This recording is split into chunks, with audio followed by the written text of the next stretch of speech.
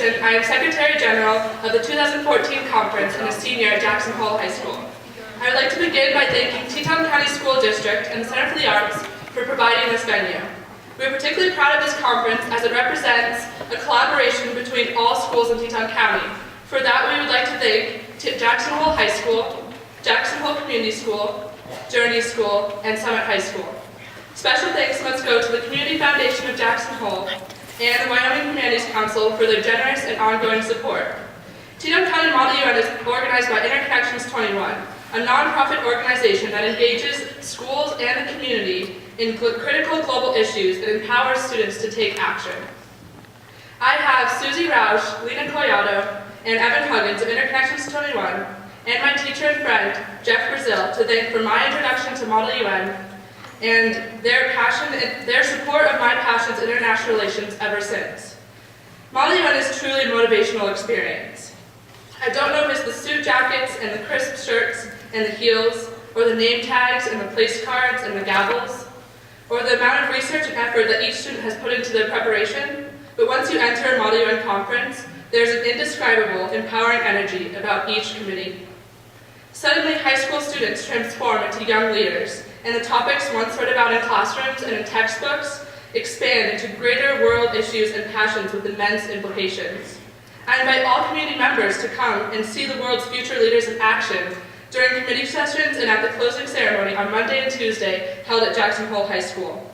When speaking of the UN, Ban Ki-moon, Secretary General, once said, "Together we want to help the world see and believe in a better future." Over the next 2 days, I encourage delegates to take the position of a diplomat, to fully immerse him or herself in the world's most pressing issues, and to collaborate in the spirit of the UN. The United Nations was not established for single countries to work alone, but rather to unite the world to tackle pressing international issues. You will face uncertainty, you will face opposition, but you will also face your future, a future which we must believe in. Take risks, allow yourself to get caught up in the debate. Let your imagination run free, and push the limits, and enjoy the 2014 Teton County Model UN Conference. Teton County Model UN is broken down into 7 committees that represent 7 different bodies of the UN. During the next 2 days, more than 220 delegates from across Wyoming and Idaho will participate in dynamic debate about critical issues that plague our world. At this time, I would now like to introduce the chairs and student leaders of Teton County Model UN 2014.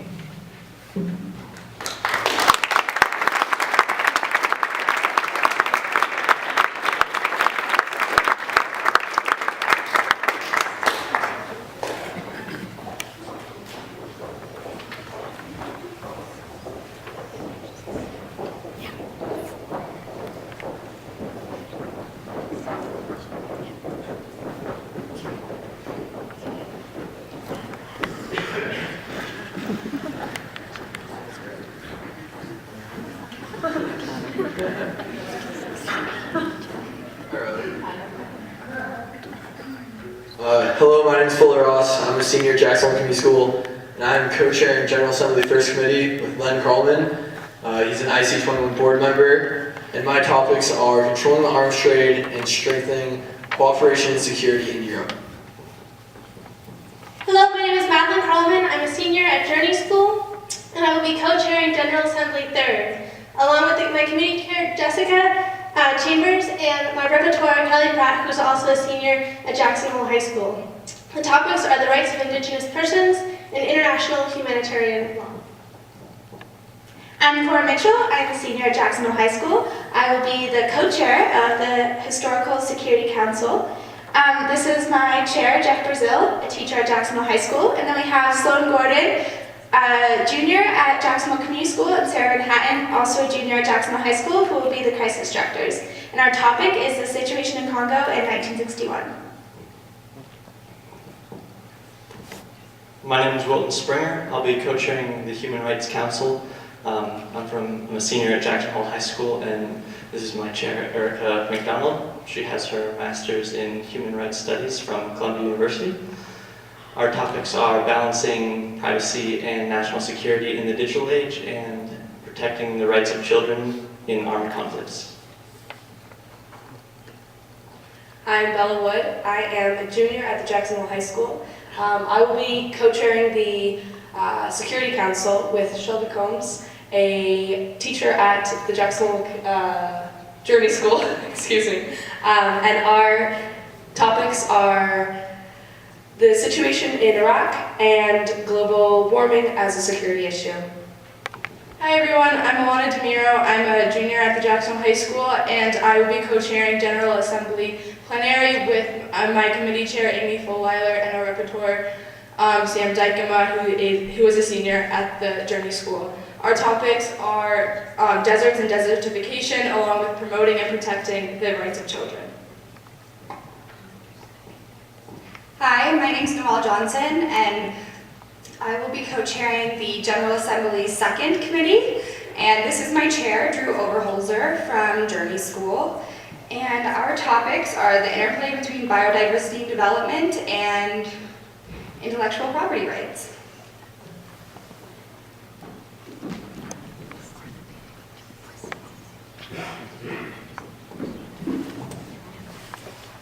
Thank you to all our chairs and student leaders for their dedication and efforts toward Teton County Model UN 2014. It is now my great honor and pleasure to introduce our Teton County Model UN 2014 keynote speaker, Gregory Khalil. We are so lucky to have Greg with us this evening. Born and educated in the United States, Greg participated in Model UN in high school and then went on to get a college degree at UCLA and a law degree at Yale University. With families still living on the West Bank, Greg has been passionate about promoting peace in the Middle East for years. To this end, he is the co-founder and president of the Telos Group, a nonprofit based in DC. The Telos Group initiatives promote the security, dignity, and freedom of all Israelis and Palestinians by nurturing new cultural and political space that is meaningfully pro-Israeli, pro-Palestinian, pro-American, and pro-peace.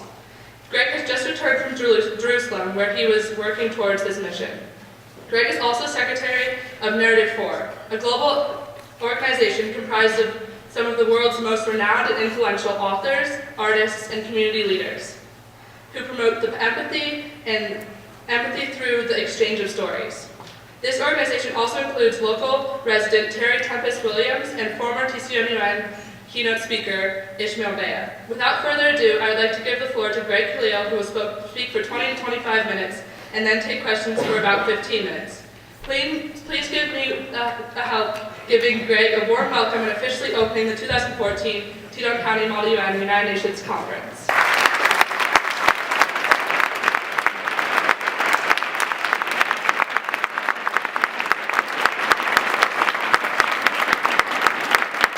Those gavels are awesome. I was trying to figure out what that sound was, but thank you. I can't tell you how excited. First, Riley, thank you for such a gracious introduction. This is just such an honor for me to be here.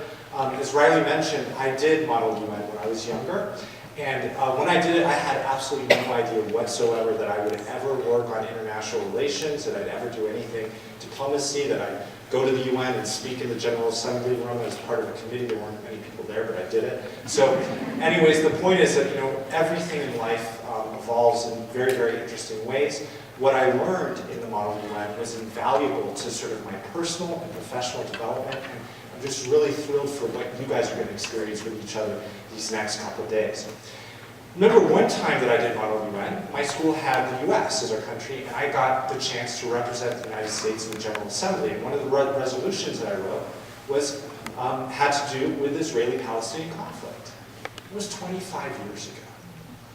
Okay? So the longest issue on the agenda for the United Nations has been the Israeli-Palestinian conflict. If you tell the history of the United Nations or the Israeli-Palestinian conflict, you necessarily have to tell the history of the other. They're totally intertwined. And the question I'm going to ask tonight is why? Riley gave some background on what I do professionally, and I am an advocate, and I'm going to try and be transparent about my biases, which I have. But I'm not here to advocate for a particular position tonight. I want to ask some very, very difficult questions that very few people have answers for. And the reason for this is, guess what? All of you, you've heard this a lot before, it's true. I didn't believe it when people told it to me like this, but you are going to be leaders of this world. Jackson, Wyoming, the United States of America, and internationally. in just a few, faster than you know it. I remember high school like it was yesterday, so that's the reality. So we ask some difficult questions that you unfortunately are going to wrestle with, but there's some great opportunity there too. So I'm going to look at 3 areas tonight. So this is just a roadmap of my presentation. First, this is the longest section of the presentation, so if you want to take a nap, this is the time to do it. I'm going to give you a very brief history, a cartoonish version. Any of the teachers in here, you're going to be really angry at me because I'm going to distill this down to some basic points. And the objective in this part of the presentation is to give you enough to work with so we can have some conversations about this issue going forward. And most importantly, when you turn on the news, when you go home, you'll feel like you're not going to understand everything, but it's not going to be this conflict. You're going to be able to, oh, that's what Israelis think. Oh, that's what Palestinians think. Oh, that's what the UN was doing or wasn't doing in many instances. Then I'm going to look a little bit forward. Like, what are we going to be faced with in terms of the Israeli-Palestinian conflict in the coming months and years? I think we're at a critical point in this conflict. A lot's happening on the news right now. I'm going to just highlight some of that. Again, to sort of think, what are we in for in these next years? What are the challenges we're going to face? And then I'm going to turn away from my little sandbox a little bit, and I'm going to look at some principles. You may totally disagree with these, and it's fine, but I want to look at some principles that you as Model UN delegates might incorporate into the practice of diplomacy over the next couple days that you're working, and might also think about refining as you go forward. Some core principles of leadership, principles that I hope that the diplomats actually working on Israeli-Palestinian affairs adopt themselves. So before I do that, I want to take a little bit of a step back, and I want to share 2 very personal stories with you. Both so you understand what my biases are more clearly, and also so you understand why I care about some of these issues. And I hope that some of these stories will resonate with you. So 2 stories. One is about a man in a white shirt. The other is about crazy in the best possible way. My dad's Palestinian American, mom's Danish American. Dad was a theologian, mom was an archaeologist. We had this big blue and white SUV that we drove everywhere, including every summer up here to Jackson. And one time we came here, we packed up all our belongings and we kept on going. All around the lower 48 states, shipped our truck across Atlantic, drove all over Europe, took 6 months, shipped it across part of the Mediterranean, and landed in Syria in 1981, where my parents had an archaeological time that I very, very vividly. Everyone knows Bashar al-Assad, the president of Syria now. Back then, Hafiz was his father. And back then, we didn't fully appreciate it at the time, but there was a violent Islamic insurgency against Bashar al-Assad's father that was going on. And so I had a great job. I mean, we literally lived in Castle part of the year when we were like excavating this dig. It was just completely unreal. But there was something that happened our first day in Damascus that I would never forget. We went, registered American School of Damascus, which was back then across the street from the Syrian Air Force's headquarters. Left my new school. We went to bustling street a few blocks away, parked on the street. My dad got out with my brother to get some sweets, and I just sat in the car with my mom and was playing with my little Rubik's Cube. I was dork back then, still am, proud. And so they went in, I was just completely distracted, hot summer day, and then suddenly in the space of a minute, huge sound, ground started shaking, sky turned black, and there was this light rain of what I later learned was pulverized concrete and gore. Just where we had been a few minutes earlier, somebody in a car packed with explosives drove up the steps of the Syrian Air Force building, blew half of it up, killed more than 80 people, and we were just sort of a few blocks away. We were totally safe. There were some apartment buildings protecting us. And it was just this insane moment. Now, what haunted me from that day, I've gone back and forth between very, very difficult situations my whole life. And so unfortunately, I've been in other tough situations. But there was an image that haunted me from that day that I want to share with you. And it haunts me to this day still. It was so normal to be remarkable. At the second bomb went off, there was a man crossing right in front of our car. And we were far enough away so that we weren't hurt, but we were close enough that the shaking from the explosion shook his footing, and he lost his footing, caught himself on the hood of our car. Then he got up, brushed himself off, and just walked away, as if nothing had happened. And then other people in the street just kept on going as if nothing had happened. And I remember looking around, and I cried, 7-year-old boy, "Mommy, is this normal? Is this normal?" Unfortunately, at this time in Syria's history, it was normal, as it is today. Back then, what Hafiz al-Assad did to crush the dissent is he went in and massacred a town of 25,000 people. That was his way of dealing with it. And now we see sort of much larger sort of insurgency today. The idea that if you crush dissent, if you destroy it somehow, you can move forward.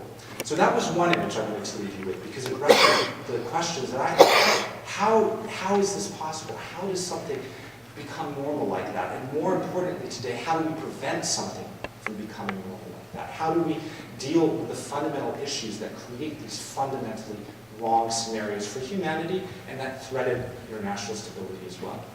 Second story.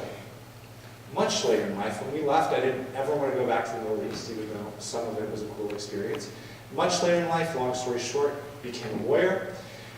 And through this weird set of circumstances, I joined an international unit based in Ramallah in the West Bank, set up by some European states, to advise the Palestinian leadership on negotiations with Israel. So I was basically on the negotiating team for 4 years.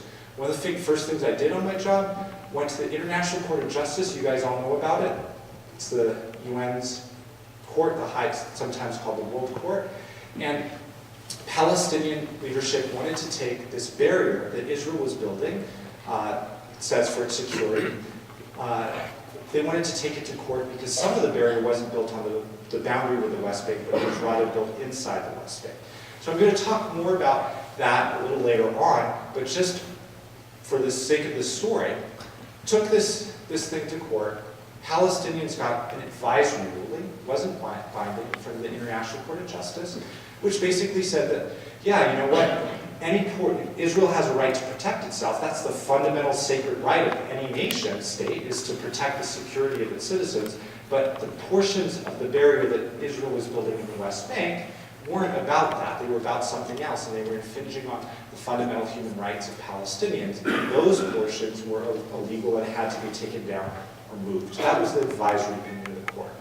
I thought this was a good thing at the time, and I wrote an op-ed in the New York Times, which is translated into Arabic, went around the Middle East, so a lot of people kind of started to know who I was, or what I did for a living, rather. And a couple of years later, I was walking in Ramallah, this town in the West Bank, through the central square, and a couple guys stopped me in the square. Remember this one guy in a red t-shirt. Young guys, I didn't know them. Hey, whatever happened to that decision you thought was going to be such a good thing? And I said, well, I do think it was a good thing. You know, it enshrined this thing called a two-state solution, which I support, which some of you may not support, but just being transparent about my biases.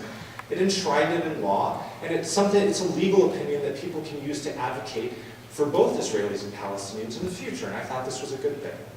And this one guy stopped. He said, well, what's happened since then? He said, well, you know, the barrier's still going up on this route, and I'll show you a little bit. Not on the border, but deep in the West Bank. These Israeli settlements are being built in the West Bank, or towns, and Palestinians are really, really against those. And he said, yeah, exactly. He's like, when will you ever learn? And he stops me in mid-track. He's like, when will you ever learn? These things that you call languages, with law and justice, they don't apply to us. We're weak. The only time that people see us is when we make noise. And I was stopped in my tracks because I'm like this idealistic lawyer, right? You know, and I'm like, I knew exactly what he meant. He meant something reprehensible, morally reprehensible, illegal, and wrong. Violence, perhaps directed against civilians. But at the same time, when you're in a situation where, like the man in the white shirt, you know, you try to go to court, you get a decision, whatever you do, you go through the United Nations, and there's no way to redress what you believe to be legitimate grievances, to be seen, to have your position heard. It necessarily, if unwittingly, creates a very difficult dynamic that, in my view, helps to incentivize violence. So one of the questions that I've been wrestling with, and I think that all of you will be wrestling with in your time, is how do you actually promote human rights? How do you promote state sovereignty and stability in a very broken world where people want to do horrible things? and where not everybody has an option, as we do here in America, to express our political views and to debate each other very, very, very vigorously in these forums. So hold those two images that go forward. White shirt, white shirt. Now this is the longest part of my presentation, the background history. All the teachers, please forgive me. Like, I feel embarrassed, like, giving this presentation to a room full of teachers for being so simplistic. But I'm going to look at 4 areas, and I'm going to tell you different stories about these dates. So don't get worried about seeing dates on there. 1917, often considered the birth of modern conflict, Jewish nationalism versus Arab nationalism. 1948, that was Israeli independence, birth of the modern Israeli state, versus what Palestinians see as a terrible catastrophe for them. 1967, reunification versus occupation. I'll say more about those words. Now, why am I going all the way back in history today? Because this sets up everything you see on the news right now and some of the issues that you may be talking about later in your classes. Finally, I'll tie it into sort of the modern narrative that you hear right now. And I'm aiming to do this in a very short period of time. So hold me to it. If you guys are bored, just raise your hands, I'll move on. So first, 1917, these competing nationalisms. I want to show you this larger map here. So you see Europe, Asia, Africa. This is Israel and Palestinian territories. In total, okay, this map's a little out of date in some ways, but it's just illustrative. Israel-Palestine is smaller than the state of New Jersey. Okay? But look at where it's located. It's located literally at the intersection of 3 continents. Europe, Asia, Africa, right there. End of the Silk Road, spice trade, right there. I could go on for a long time, but just in terms of the Israeli narrative, you'll hear a lot of Israelis point out that they're this tiny little country in a sea of instability and hostility right here. Many Palestinians, for their end, will say, yeah, it's true, we're in a sea of hostility and instability too, and there are all these Arab nations around us, but we don't have anything in common with Saudi Arabia except we speak a common language. This is our land here too. But why am I going back to 1917? Anyone have any clues? End of World War I.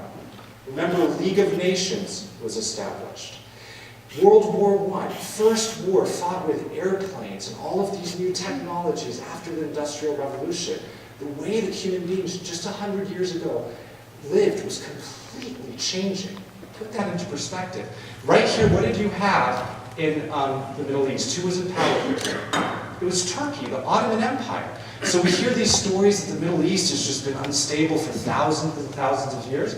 Guess what? The Turkish Ottoman Empire, before World War I, had been there for more than 400 years and had been one of the most stable empires in world history. So that's a myth about sort of the modern Middle East. You had Turkey. Oh, oops. I don't know how to work this thing. You had Turkey here, and meanwhile in Europe, what did you have happening? You had the rise of Britain and France. Very long story short, World War I ends. Britain and France come over here to the Middle East, and they start dividing this territory up through the League of Nations, through these mandates through the League of Nations predecessor to the United Nations. Now, why is this story relevant? Well, there are a couple of things that I want to point out before going on to the next slide. First, some of you are talking about Iraq and ISIS. I don't know, did anyone see a video recently when ISIS first came to power with these guys running around going, this is the end of Sykes-Picot? Did anyone see that video perchance? Nobody. Well, look for this. Sykes-Picot refers to a French and a British general. What did they do? After the Ottoman Empire fell and Britain and France came in with all their new technologies and power, they divided the Middle East and created these countries at a scratch. So you wonder why you see all these straight lines on the maps of the Middle East? Sykes and Picot actually used rulers to draw the borders of these new countries that none of the local populations actually had any allegiance to. So now you have Kurdistan coming in northern Iraq because they never considered themselves Iraqi in southern Turkey, and you have these crazy ISIS fighters going off 100 years later saying, okay, we are dismantling Sykes-Picot. So this stuff is actually relevant if you want to understand these issues. The second point I wanted to make was about a man over here, Lord Balfour, then the British Foreign Secretary, formerly the Prime Minister. And what Lord Balfour did is he worked with local folks here, and he created a competing promise, one to the local Arabs They saw that Ottoman Turks were going to fall out of power, and so he said, okay, when they fall, if you fight with us against the Turkish Empire, we will help you have your own Arab states here. We're going to support you. Anyone heard of Lawrence from Arabia? Go watch that movie. That was this guy, one man, went around on a horseback, a British guy, went perfect Arabic, negotiated all these agreements. Incredible story of world history. And then he made another promise over here to a man named Lord Rothschild, known as the Balfour Declaration. Because during this period in Europe, guess what was happening if you were Jewish? Life had been difficult for the Jewish people for thousands of years everywhere they went. It was getting really hard in Europe. You had the rise of nationalism, which is a modern concept, the idea that there's something called the French people who have France, the Italians have Italy, Germans Germany, and all these big nationalists who wanted to get in charge and have power, all this new technology that they wanted to control. They started looking at local Jewish people and saying, oh my gosh, you're not loyal to your new countries. You're more loyal to each other.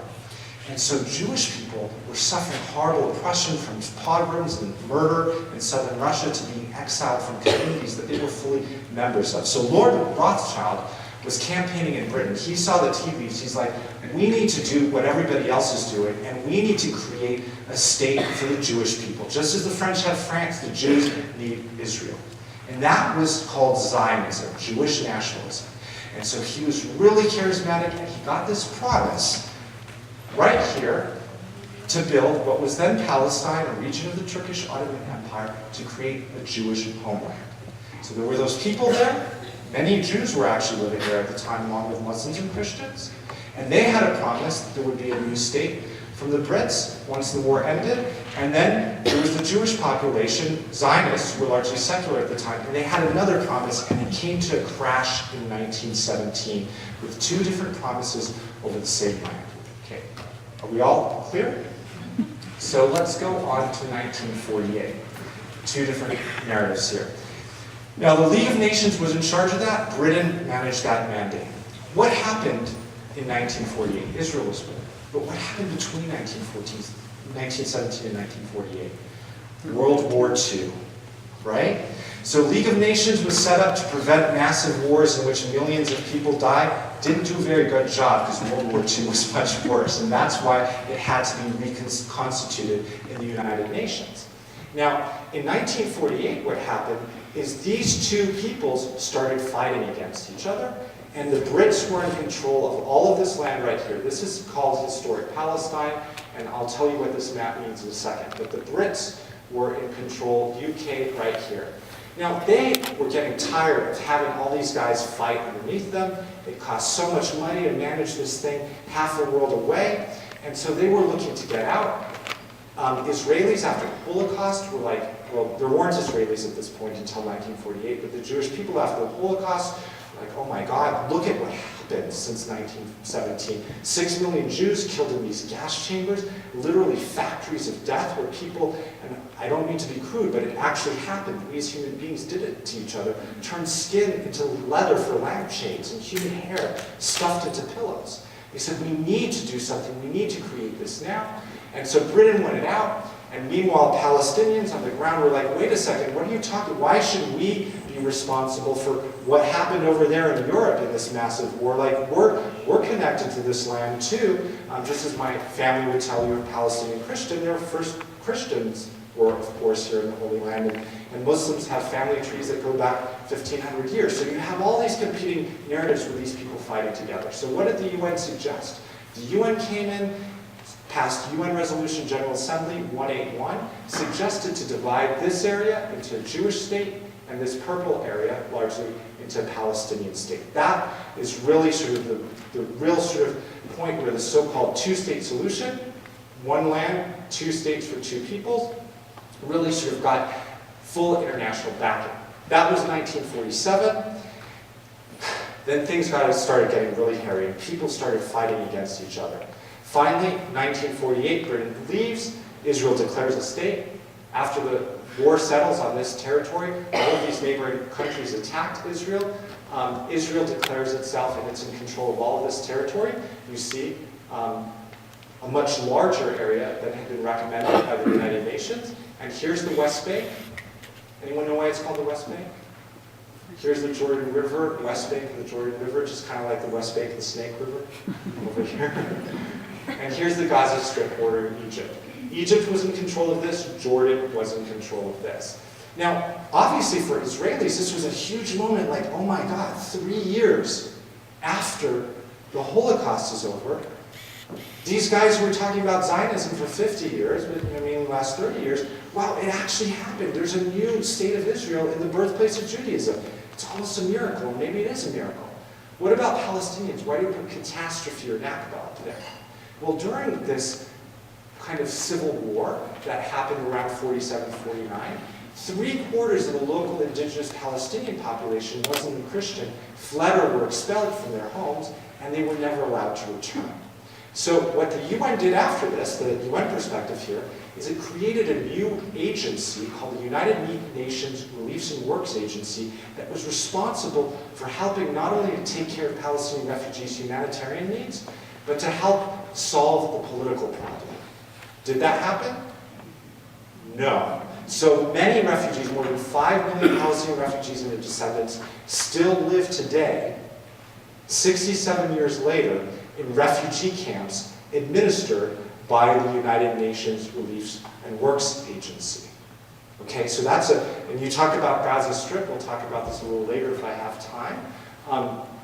3/4 of the population of the Gaza Strip trace their origins here into this part of Israel today. So this is a very relevant issue, and Israelis are like, well, we don't want these people, because if you have this influx of Palestinians into Israel, a Jewish democratic state, well, it's no longer going to be Jewish and democratic. And we absorbed all of these Jewish refugees from different parts of the world, and Palestinians say, well, that doesn't matter. We have the keys to our home left, and we want to have some choice in our futures and some recognition of what befell us and the fact that many of us were forced without choice and used as political pawns by all of these people, not just Israel, but by neighboring Arab nations for all of these decades. So it's still a live issue today. And the UN has been focused on this issue in practice and also sort of passing resolutions in a variety of committees for many issues. So you see independence versus catastrophe. The next sort of background slide I wanted to show you is the last area. Because remember, who controlled this area between 1949 and 1967? It was neighboring Jordan right here, the West Bank of the Jordan River. Who controlled Gaza? It was Egypt. Well, in 1967, Israel had another war with its neighbors, known as the Six-Day War to many Israelis. Israel says it was a preemptive strike because many Arab nations had forces lined up on the borders, and so they preemptively struck and drove out these troops in just 6 days, and in the process came into control of the West Bank and the Gaza Strip. This time, however, many Palestinians stayed, so Israel was faced with a quandary.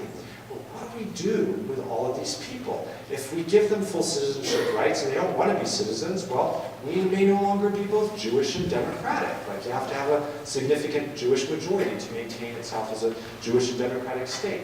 But a lot of these areas were significant to the Israeli sort of narrative, and particularly to some religious communities. This is where Shiloh is, and this is where Jerusalem is right there, and Hebron, all of these very significant biblical communities. So what happened then is, for many Israelis, not all, but this was sort of a miracle again. Jerusalem had been divided, and they didn't have access under Jordanian rule to the Old City. Now it was reunified, and Israel was in control of all of this historic territory. And so it was almost a miraculous moment for many. But for Palestinians, this meant that all of these Palestinians in the West Bank and the Gaza Strip would be under Israeli military rule. And in some way today, whether you want to leave the West Bank and even enter the Gaza Strip, you often, if not always, have to have permission from the Israeli military. In the West Bank, moving between these areas right there involves moving between Israeli military checkpoints. So that's what people are talking about when they mean occupation. It means having an army, like the Canadian Army down here, governing your movement and your life, but not having a vote in the Canadian government. So that's what they're talking about. So here you see this tale of reunification and occupation. So I'm almost done with this section. Just want to make sure I'm on time. And this is the last slide I have here. Well, sorry, 2 slides. One, West Bank and Gaza Strip, and I won't spend a lot of time here. These are UN slides, and they're very complicated, by the way, because there's a lot of detail in them. But so this is the West Bank, and so you can see here, these purple areas, like there, this is Jerusalem post-up. These are known as Israeli settlements. So those are Israeli towns built in the West Bank. So imagine if Canada had built towns here. Israelis will say it's different because Israelis have had this connection to this land for many years, or there's a security rationale here because here's Israel, there's Jordan. It's very, very narrow. But these settlements have been ruled illegal consistently by the United Nations and are viewed as illegal or obstacles to peace by most countries around the world, including the United Nations. And here you can see them scattered around the West Bank. This light blue area, gray blue area, I'm not good with colors, so forgive me if you can't see if I'm getting the name wrong with the color. This is area under the direct control of the Israeli military. And these areas here, you're about the Palestinian Authority, President Mahmoud Abbas, people like that in the news. These are the Palestinian areas that he controls. And you'll see they're little enclaves. So from the Palestinian perspective, the settlements aren't anything about Israeli security. They're about a larger process, which is about taking as much Palestinian land as possible with as few Palestinians as possible.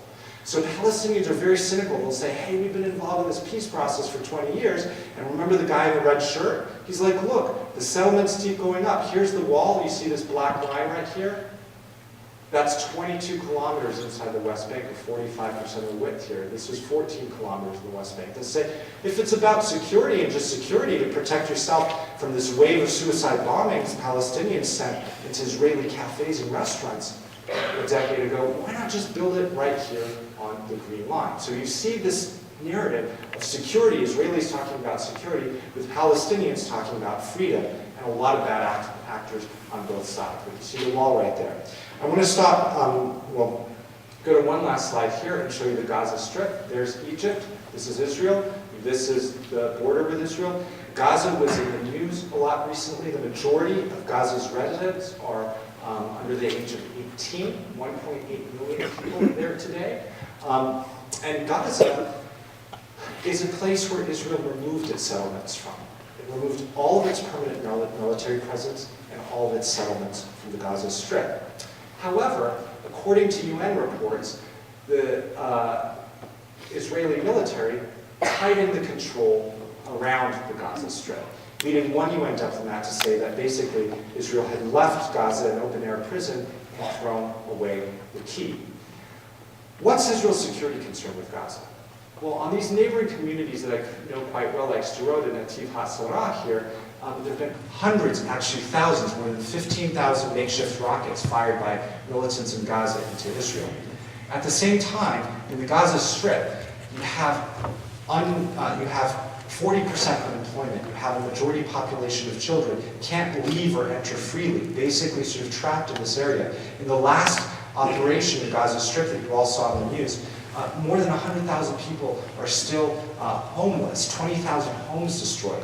Before this last operation, there was a UN report that said by the year 2020, Gaza would be uninhabitable unless it were allowed access to the outside world. And so again, I feel that I keep encountering this man in the red shirt.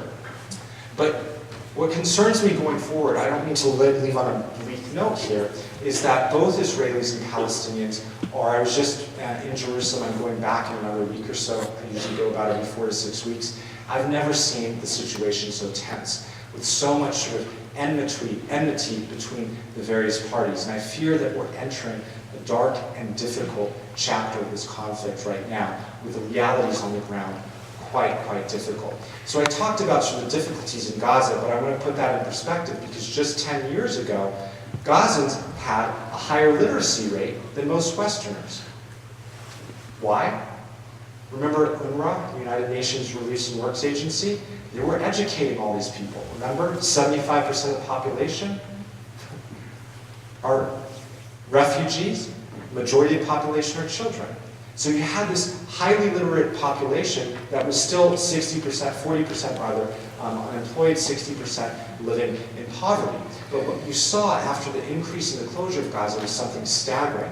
and that was rise in failure rates in mathematics to 90%, Arabic to 40%. So you see a real bottoming out of this culture right now. And that concerns me when you see literate people who have a sense of their world being forced into a very, very, very difficult scenario. And that's what we see happening in Gaza. Now, where's all of this going? This slide is very short. Are there any questions before I move on? Too boring? Okay. Riley's really nice, by the way. One, I want to make a larger point on law or politics, because I heard a lot of people reference international humanitarian law. So why does a conflict like this persist? Especially if the United Nations literally has hundreds of resolutions about it. Especially if the United Nations Security Council has endorsed the two-state solution ad infinitum. If there's law, if that's what the law is, that's what everybody says it is, why isn't it enforced? Well, I believe there is something called international law, but it's not like what we're familiar with. We don't have a sheriff in the international community. You don't have someone you can go to and just enforce things. You got to do things with consent. And guess what? If you're really powerful like the US, and I'm not arguing against US power, I think it's great that we won World War II, and I think that as imperfect as we are, we have great values, and it's important that we promote those values. That said, what happens in the international realm is that politics often takes center stage. All of these big power imbalances, where we like to think it doesn't matter that much if you're rich, say in America, laws tries to be equal. Maybe it's not always that way in practice. Well, you know, in the international realm, if you got a lot of power, if you got a lot of money, you're calling the shots, you're creating the law, and you know, even if you're called out, things aren't enforced. So there's a debate here, but it's not always so, and there's this large move. After the League of Nations, United Nations, the whole impetus here was to move forward to a world, a new world order, in which not everybody's the same, not everyone's equal, but instead of fighting and killing each other, we try to have our debates in different environments, even if they're really brutal, but doesn't involve sort of violent or aggressive behavior. And so that's the real sort of question facing us as we go forward. And as we go forward in this particular moment in time, when people don't even understand what a nation state is, how sovereignty functions, it doesn't work the same way that it did a few decades ago. So that's an interesting philosophical question. But specifically on Israel-Palestine, what you're going to see, and you see this now. Anyone see the papers just 2 days ago? France and Spain are voting on Palestinian statehood. Last year at the UN, and we're going to see it again next year, the Palestinians took the question of their statehood to the UN. You're going to see all of this in the news right now because the negotiations that you saw totally failed. They're not happening anymore, and there's not yet a credible vehicle to restart them. We may see a push for that, but you're going to see all of this increased UN and international advocacy. What's it for? Well, I'm not sure if it's going to have a huge impact on the ground. A lot of it's symbolic, and it may take some time to sort of trickle down on the ground. Happy to talk about that more later. You're also going to see this thing called a two-state solution, continuously debated. There was an article just a week ago in the New Yorker about sort of the impending demise of the sort of two-state solution. And, you know, Israel's new president, Rivlin, and the current leadership, they have different ideological views. Neither of them support a two-state solution. They believe that that would endanger Israel's security, and or they don't want to give up territory that is significant for Israel for security purposes or for other purposes here. So now, this solution that the international community has agreed on since 1947 is going to be called into question unless immediate action is taken the next year, and there isn't anything to replace it. I think when you don't have sort of a vehicle that people agree on, that creates a vacuum, and vacuums are quite dangerous in international politics. So that's one of the reasons I fear for the next period of this conflict. That said, I am relatively hopeful long term. I have one last slide with some principles, and I want to share with you why I'm hopeful. First, I think hope is something that you have to do. We live in a complicated world. If you want to find a cure to cancer, maybe we will never find one, but it's going to take an incredible amount of effort and incredible failure. Human conflict is caused by human beings, including the modern Israeli-Palestinian conflict, even if it's informed, as some people believe, by other forces. There will be a resolution at some point to this, but if and only if good people of goodwill step up to the plate and don't cede the territory to conflict resolution and diplomacy to people who really want to fight and really want power and want to control other people and these dark and destructive forces. So I want to share these last 5 principles with you. Do I have 3 minutes? And hopefully these will be useful.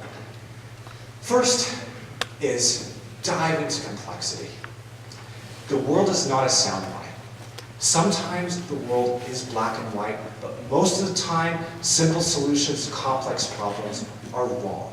That's just not the way the world works. In particular, in doing what you're doing, whether it's with personal relationships or with diplomacy, which is about human relationship. Human beings are complex. We're confused. I mean, we often think we're right when we're not. And we are a complex species. So what I mean by that, if you want to have impact in whatever you're doing, whether you're an entrepreneur, you're a business leader, you want to have a great relationship with someone, make sure you actually understand what you're getting into. Don't just reduce people down to just a simple 2 + 2 = 4. We tend to do this with social media now. We tend to do this just as human beings, and it's one of the worst tendencies that we have. But don't lose the forest for the trees. The extreme here is like getting so focused on these little minutiae and these details that you forget the bigger picture. You forget why you're actually trying to understand a particular issue and what is actually at hand. I hope Israelis and Palestinians do this, and international diplomats. Too often they just want to make it about a fight. We're right, they're wrong. Hey, join our side of the debate, and that's the end of the story. That helps perpetuate the conflict. It doesn't help to solve that. Second point, cultivate empathy. What do I mean by that? Well, personal level, it's great. Like if you can understand what it's like to actually walk in someone's shoes, particularly someone that you care about. What about your enemy, even? That's a profound, perhaps even spiritual experience. But I mean something connected to what you're doing when I put this on the slide, which is realpolitik, seeing the world as it is, not as we like it to be.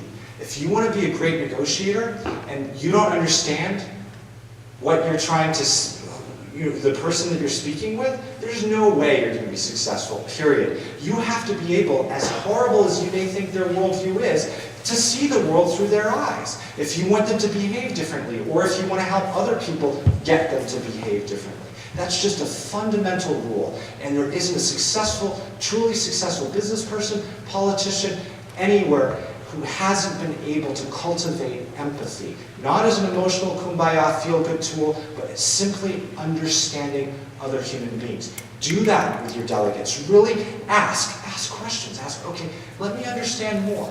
Listen more than you speak when you're in these negotiations these next couple of days. And that's going to be a lifelong tool that you can use in all sorts of places. The one caveat there is, keep in mind, don't readily abandon your own positions. Just because you're trying to understand somebody else doesn't mean you should just become, just turn over and say, forget about it.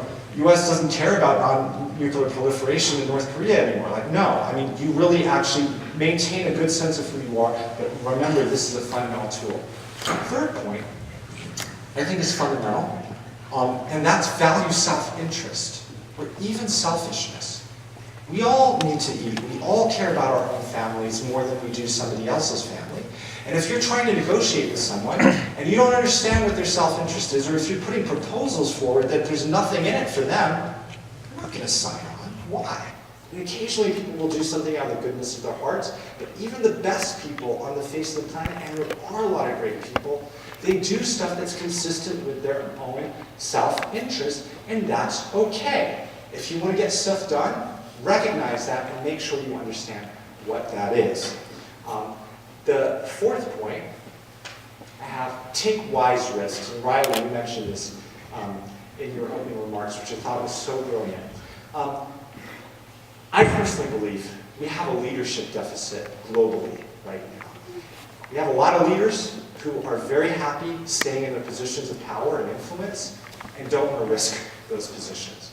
Now, I think that's a real problem going forward. because leaders have to be about something larger than just themselves. And I'm not going to name any names here, just a personal view. But in terms of what I mean specifically over these next couple of days, when I say take wise risks, calculate, take risk for purpose. It's not just, oh, YOLO, let's jump into the quarry and risk our lives. You know what I'm saying? Like, it's something larger than that. Why are you taking risk? Why are you moving to some very difficult place? Why are you willing to put yourself out there in a way that makes you feel uncomfortable? But even in interpersonal relations, here's the thing, is if you do all these things up here, you dive into complexity, cultivate empathy, value self-interest, nobody's psychic. You can do all of that, and you still may not understand the person sitting at the other end of the negotiating table from you. If you're a good leader, what you're going to do is you're going to be courageous, you're going to be bold. Put something on the table that might actually inspire somebody else to act. And you might fail, but so what? I mean, sometimes failure is terrible, but the only good things in life come from struggle, and struggle means a ton of failure, getting back up and learning when you can, and going forward all the time. So take some risks, put something bold when you think like, hey, maybe this guy might respond to X instead of Y. Final thing is always focus on that win-win scenario. What do I mean by that? Common good. Look, if you want to win a negotiation, it can't be a zero-sum game. This is the fundamental rule, I believe, of the Israeli-Palestinian conflict. Because guess what? Israel isn't going anywhere. Palestinians, say in the Gaza Strip, those 8.8 million people aren't going anywhere. There isn't a way in which one party just eliminates the other and says, hey, we're victorious. There has to be a way in which all stakeholders have some ability to go forward and to feel that they have ownership over their lives, their realities, and feel that they live in dignity. So when you are negotiating, always look for that win-win. And sometimes the greater challenge is not to simply negotiate your self-interest, but to identify that best negotiated solution option and continually push that forward. And even when you're rejected, keep your eyes on the prize, because we live in an interconnected world. And the success or the failure of those around us, even the people that we don't like, necessarily impacts us, whether we like it or not. The one caveat there is don't assume that every situation has a win-win solution. I mean, sometimes a football game's a football game, and you gotta win, right? But there's one caveat to that. I think in our culture, we devalue diplomacy and negotiation so much because most of the time, 99% of the time, except when you're in a football stadium, it's not a football game. Most of the time, there is a win-win situation, and it's difficult to define, and it's difficult to achieve, but keep your eye on the prize. Again, I'm so honored to be with you guys here today. We've got a lot of great work to do. If you disagree with everything I say, that's okay, but just take one lesson. You are in the prime of your lives right now.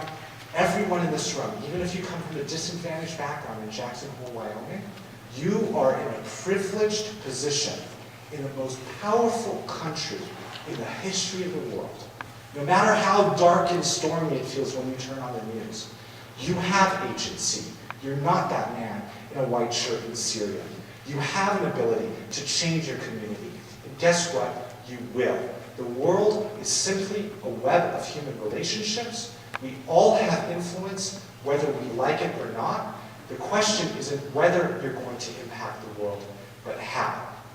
So go deep in your values, have fun, and thank you for letting me come here. If you have any questions,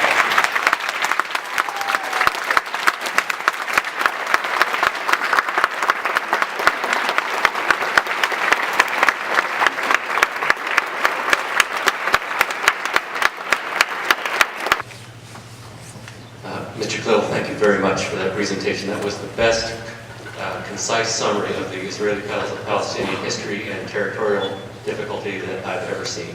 So thank you for that. That was really great. And if there are teachers here who think that I've just endorsed what he thinks is an oversimple review, that's the audience you just found in me. I found that quite good. I wonder if you would tackle 3 words in the context of those places. Demography, democracy, and apartheid. okay, those are very charged words. So demography, Okay, let me go back to some maps. Because we're speaking Israel-Palestine specifically here and not the broader Middle East. Demography means like, who's there? Who's in this territory? Now, here's the map. So here is Israel. Israel has an interesting demography. 80% of Israel, roughly, is Jewish, and 20% of Israel, remember the War of 1948, when 3/4 of the Palestinian Muslim and Christian population left? Well, guess what? Some stayed. What happened to them? They became Israeli citizens. So 20% of the population here is, they call themselves either Arab Israelis or Palestinian citizens of Israel. That's an interesting conversation which I can tackle in another question. This is the West Bank. Now there are about, I think, 4.2 million Palestinians between the West Bank and the Gaza Strip. 98.8% Muslim, 1.2% Christian. And there are, in these blue areas, varying numbers, but approximately 500,000 Israeli settlers, so Israeli citizens living in those towns in the West Bank. So that's the demography. The demography, those are the basics of it, is really controversial because if you just did the math in your head, what you find out is that it's roughly, and there's a lot of dispute around the numbers here, but in this territory known by some as historic Palestine or Greater Israel, it's roughly 50-50 Arab, 50-50 Jewish. So there's a real battle there. And as you heard in my presentation, there's been a real fight over it. It's one of the reasons why Israel never annexed, or it annexed East Jerusalem, but it didn't annex the rest of the West Bank. By the way, that annexation was rejected by the UN Security Council on several occasions.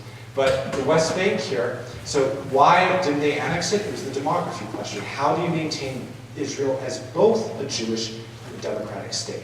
Now, if you're Palestinian, you don't like that argument. So you're like, wait a second. I don't care if we're 1% or if we're 80%. We're equal human beings. We should be treated with respect. And so Palestinians don't like this argument about Israel needing to maintain itself as a Jewish and democratic state.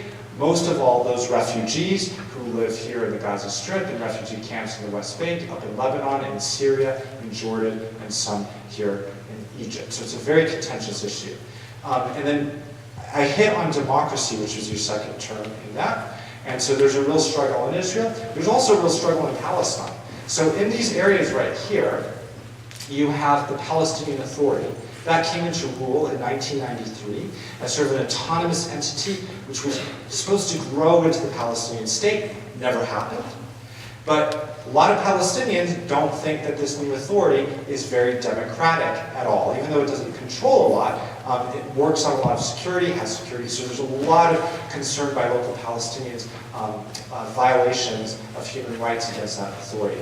Full disclosure, as was mentioned in my introduction, 10 years ago, I did work in an advisory capacity, leadership for my client on matters related to negotiations with Israel. So that was something that I did do. The last word is the most charged word, which is increasingly thrown around by some activists, and that is apartheid, trying to link this issue to the struggle in South Africa. And the demography and the lack of democracy, as some say it, plays a real role. Because the Palestinian citizens of Israel, for example, most of them don't feel that they're first or second class citizens even. And there's a real debate within Israel about that. So increasingly people are throwing around this term that there's something called Israeli apartheid in the West Bank, Gaza Strip, maybe even inside Israel. And increasingly some left-leaning Israeli leaders are saying they fear that if there isn't a two-state solution, Israel will create an apartheid-like situation in the West Bank where you already have transportation that's governed differently based on your national origin, whether you're Israeli or not Israeli. You have different laws that govern different people, and it's a really, you guys should all come on a trip if you want. I'm happy to take you all there. When you graduate high school, by the way. 118. But anyways, but it's increasingly becoming a contentious issue. And Israelis will tell me, what do you mean apartheid? That is just absolutely racist. And here, again, the international community and many people are singling Israel out. Look at what's happening in Syria. Look at what's happening in Egypt. Look at what's happening around the rest of the world. We live in a very difficult security environment with a security problem in our midst. And we're just doing what we need to protect ourselves. And if they would recognize us, then there would be a different scenario here. Palestinians, of course, don't buy that argument. They say that our fundamental rights are inalienable, and we should be able to, go to Jordan without passing through an Israeli checkpoint. We should be able to build on our own land. We should be able to dig for water in our own communities without having to get Israeli approval from a foreign military. And in fact, that continuing occupation and those discriminatory practices, according to Palestinians, are a huge cause of the conflict, those violations of human rights, as they, many of the United Nations would call them. So I don't know if that answers your question. Okay, but that's a very charged word. If you use the word apartheid when you're talking about this conversation, you're probably going to not have a real conversation about this issue. I'll just put that out there. I too appreciated your opening introduction to this and the summary.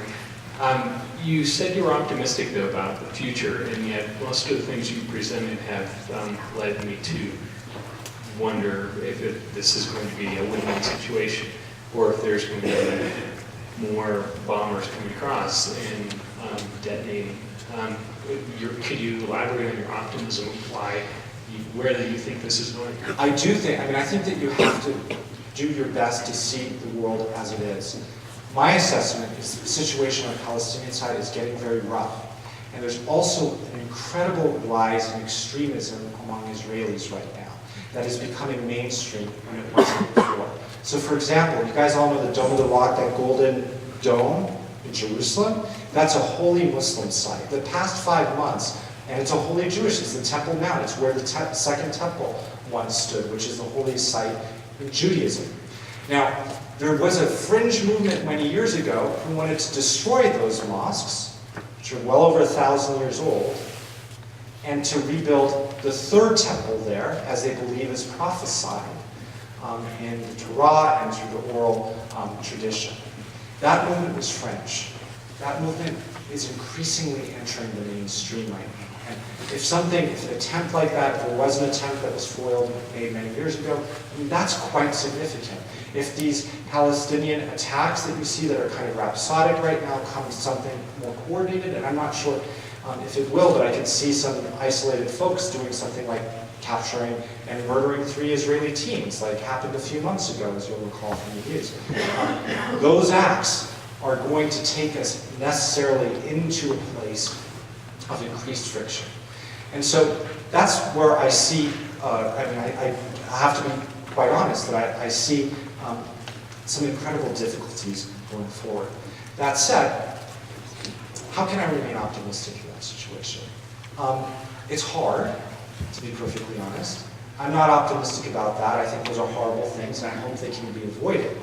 Yet I see different conversations emerging among key populations in Israel, in Palestine, and in the international community, who's been a full party to this conflict all along. It's not half a world away. I see different conversations that aren't about silly talking points anymore, like, oh, if Palestinians just learn to love their own kids more than they love killing Jews, like, racist sentiments like that. Or, oh, if, Israelis just didn't want to just wipe all Palestinians off the map and just, trying to just completely kill us and get rid of us. And, all these talking points that used to be sort of the parameters of the debate, there's a real conversation beginning to happen among serious people. I think it's also combined, and I don't mean to get too esoteric here, with a very important shift in our culture, like this generation here. You guys are connected. I'm 40. I was one of my first friends. I was talking to Alana and I just remember, I was one of my first friends to go on the internet and get a cell phone, and that was in college, and my cell phone charged for 2 hours and was giant and didn't work 90% of the place. Now we're living in an era in which we have human knowledge at our fingertips, and people can access different stories and different narratives. I think it's very dangerous, but it's also incredibly good. And I have to have faith in humanity, that maybe we will go to a very dark place for a period of time. But if people are intentional and understand that these are man-made problems, and they're only going to get worse if people of goodwill turn their hands and walk away. Nothing gets better. We don't have a cure for cancer. We don't have a cure for AIDS. Climate change, any of these other things, Congo, Sudan, Israel-Palestine, if people don't really focus on how to solve these things, they're going to get worse and they're going to get even more intractable. I see real conversations happening. I see renewed thirst, particularly among our younger generation, to engage a complicated world, to do it openly, and to do it with integrity. Maybe I'm wrong, but that's what I see, and I think those are good things. What I want to ask is, if we see the map of Palestine in the earlier ages and like moving to now, like the areas of Palestine start getting smaller, Yes. and Israel start like gets expanded. Right. So like it's against the laws of UN to like get hold of a territory by means of force. So like why did world nations need to do anything against the hold of land by means of force? Right. Well, this is really a fascinating and important question. And it's part of the huge failure of the United Nations. So one of the most fundamental principles of the United Nations and of the League of Nations was you can't acquire territory by force, period.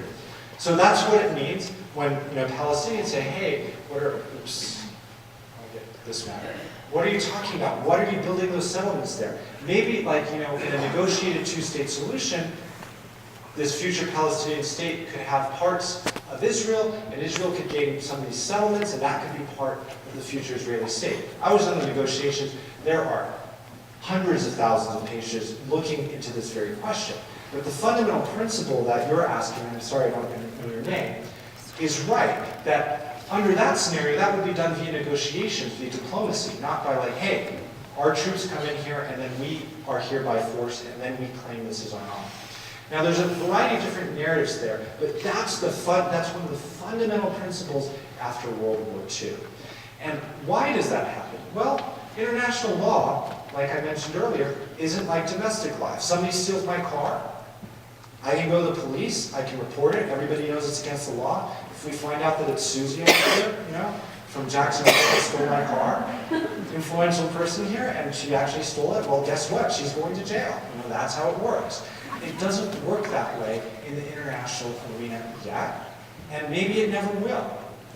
But this is where the art of diplomacy comes in, is how do you get people to do things, how do you get people to form interesting alliances to actually solve some of these most intractable problems. And that's been a problem here. One footnote here is I think it's related. So when you look at the foundation of the United Nations, there's a book I really recommend all of you who are interested in this stuff to read. It's called The World Made New. And I'm blanking on the author right now. You can Google it though. The World Made New. It's about the history of the Universal Declaration of Human Rights, the foundation of and the UN.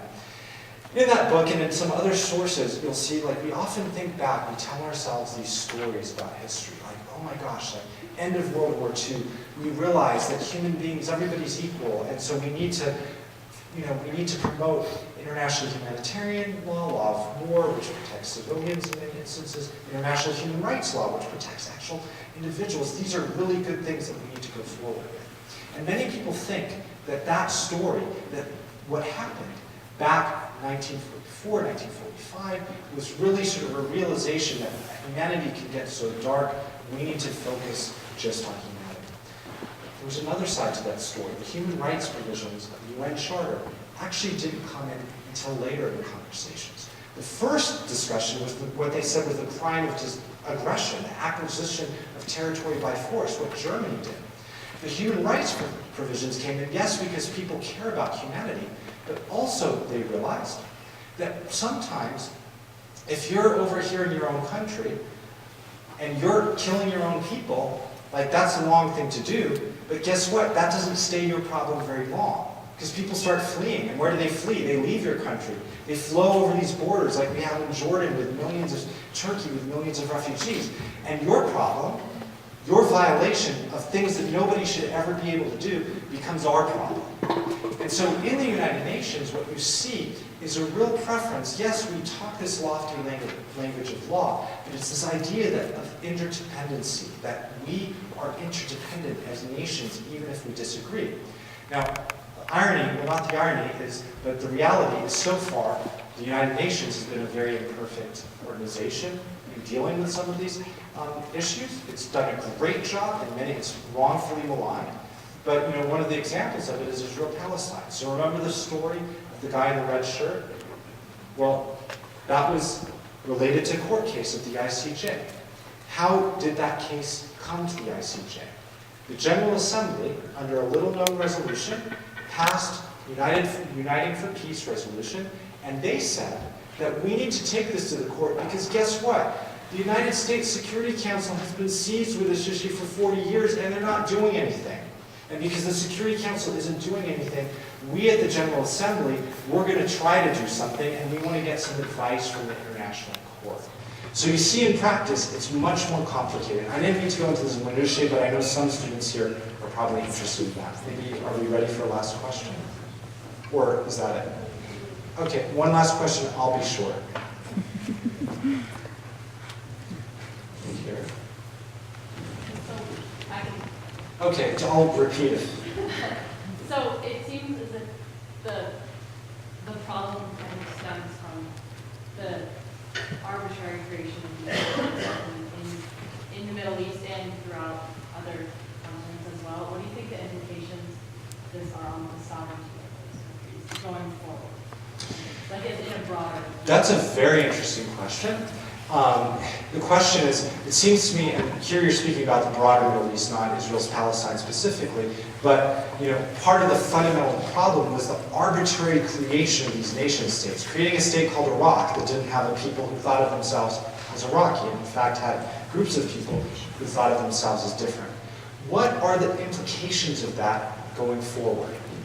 Well, I think what we see right now, and I'm not an expert on the broader Middle East, my little sandbox is Israel-Palestine and how the international community, primarily the US, relates to it. But my intuition here, I think we're seeing all of these borders being redrawn right now. We're seeing new countries emerge. And I say this is interesting, and I know this is boring to some, but the very small point here is this thing called a nation state, remember that I talked about, that emerged in 19th century Europe? That's changing. We've got a new sort of, nobody understands how states function in practice anymore. So it's not what it was 50 years ago. That's around the world. Now you have sort of these new bodies rising up to create sort of maybe nation states in the Middle East. Those borders will be redrawn. I just don't know what they're going to look like yet. I mean, it's a big question. But last thing, I'm going to leave you with a little bit more perspective. Remember, Middle East, 400 years, relative stability under the Ottoman Empire, not great human rights standards by our standards, but all of these things that you have in life, all of these conflicts, 60 years ago, I mean, nuclear war with Japan, all of these things that people thought were permanent, that would never end, that would never change, they all change, they all evolve. Nobody really fully understands it. We're all winging it. And so that's why you need to get in the game in some way, whether it's as a concerned citizen right here in Jackson Hole, or who knows where life can take you, wherever you want to go, in business, politics, whatever. The world is literally your oyster, and the world will change fundamentally in ways you cannot possibly imagine. That's a guarantee in your lifetime. We all influence it. So I don't have a good answer to your question, but hey, let's get in the game and have some great conversations. Thank you.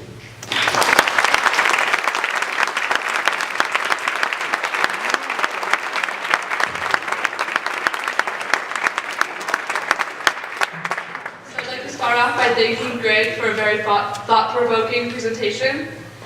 Also, I'd like to thank the community members and all the delegates for coming and attending tonight. And if you'd like to join us in the lobby to continue the discussion and also to continue registration, we'll see you out there. I know I'm excited for the next 2 days, and I hope that all the delegates are too. So thank you for coming tonight, and have a nice drive home.